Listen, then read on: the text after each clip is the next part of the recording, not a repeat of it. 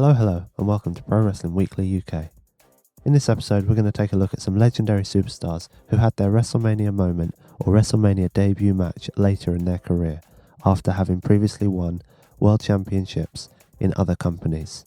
We have 4 iconic wrestling names to talk about today, who you may be surprised didn't have a WrestleMania moment until much later into their career. With WrestleMania often being referred to as the grandest stage of them all, you never quite know what's going to happen.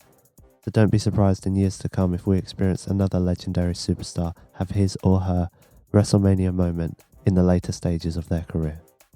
But before we can look forward at WrestleManias to come, let's take a look back at these legendary superstars who had late WrestleMania moments.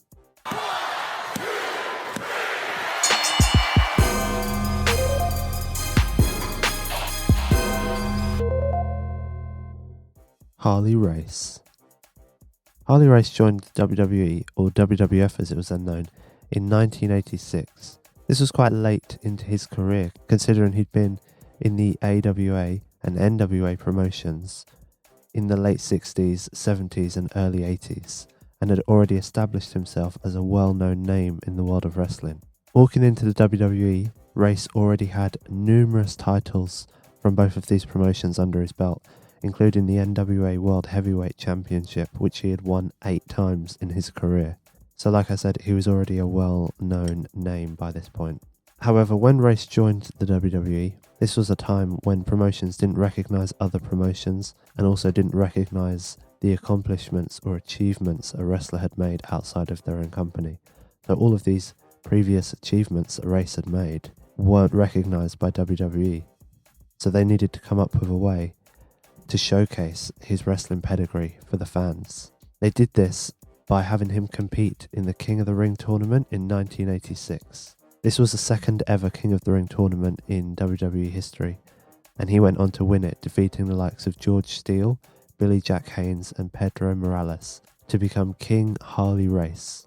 After winning the tournament and crowning himself King Harley Race, he would come to the ring in royal crown and cape to a ceremonial piece of music. And after winning matches, he would demand that his opponent would bow and kneel before him. Typically, his manager, Bobby Heenan, would assist the defeated opponent in bowing and kneeling before King Harley.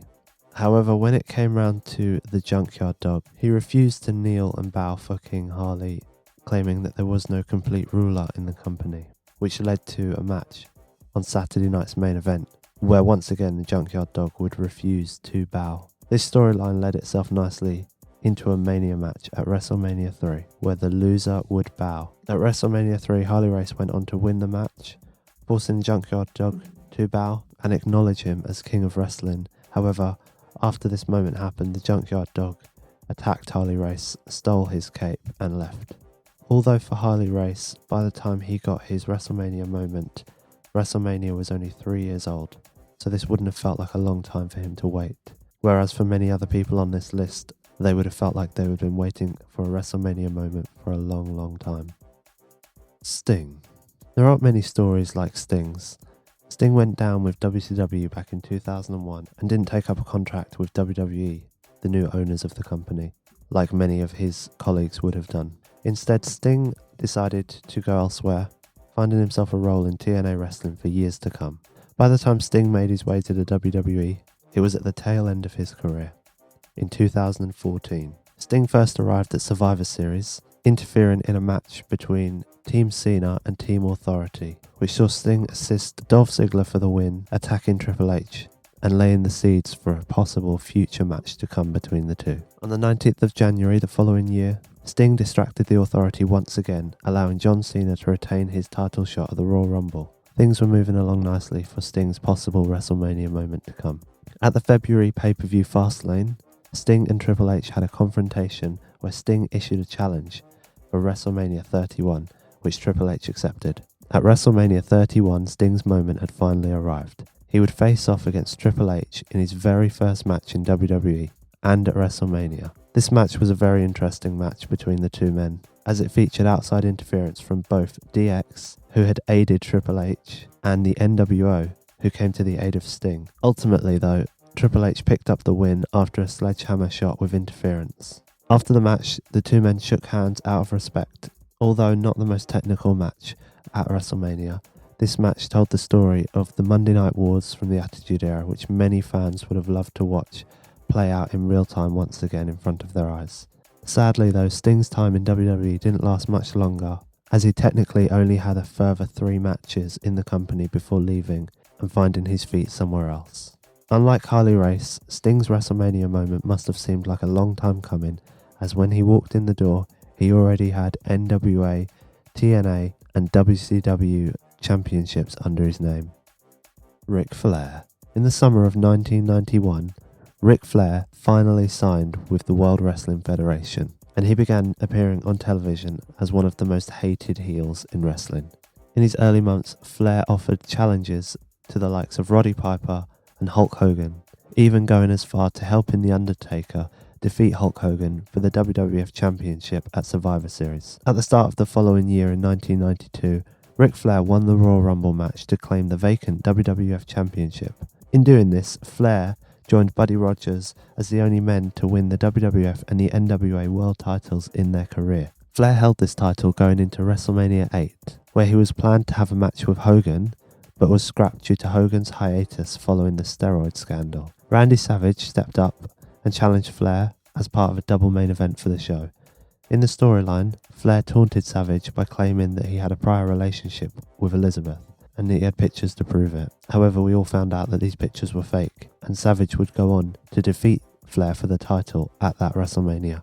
By the time Ric Flair finally got his WrestleMania moment, he would have been wrestling for near on 20 years, wrestling for the likes of AWA, NWA and WCW along the way, and he held numerous world titles and other titles within that time. So just like Sting, Flair's WrestleMania moment would have felt like it was very late in his career, but definitely worth the wait. Jerry Lawler.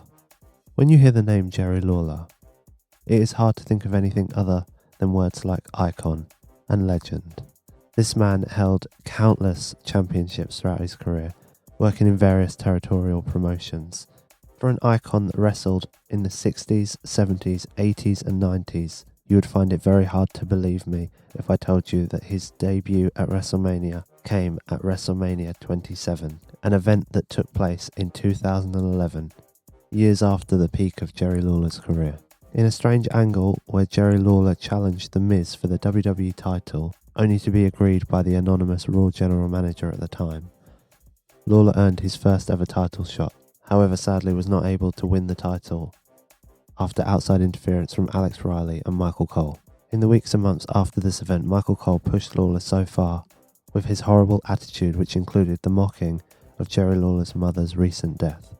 Eventually, Jerry Lawler had enough and challenged Michael Cole to a match at Mania 27. Cole accepted the match and the stage was set. At WrestleMania, Lawler won the match by submission using an ankle lock submission on Cole. However, while celebrating his victory, the anonymous Raw GM reversed the decision due to Stone Cold physically getting involved in the match by pushing Cole, therefore making Cole the winner by disqualification. This whole angle was very strange, as Jerry Lawler was in his latter years and Michael Cole was not even a wrestler. So for Jerry Lawler to have to wait so long for a WrestleMania moment is unbelievable. Well, there we have it. Did you know that Harley Race, Sting, Ric Flair and Jerry Lawler all had their WrestleMania debut matches later in their career after being world champions in other companies? Perhaps you did know this. Perhaps there were other names we missed off the list. If so, let us know in the comments below. We'd love to hear your opinions. Make sure you tune in to all our other content, including a whole range of WrestleMania videos. If you enjoyed the video, make sure to press that like button, hit subscribe and turn on the notifications so you always stay up to date with all the content from us at Pro Wrestling Weekly UK.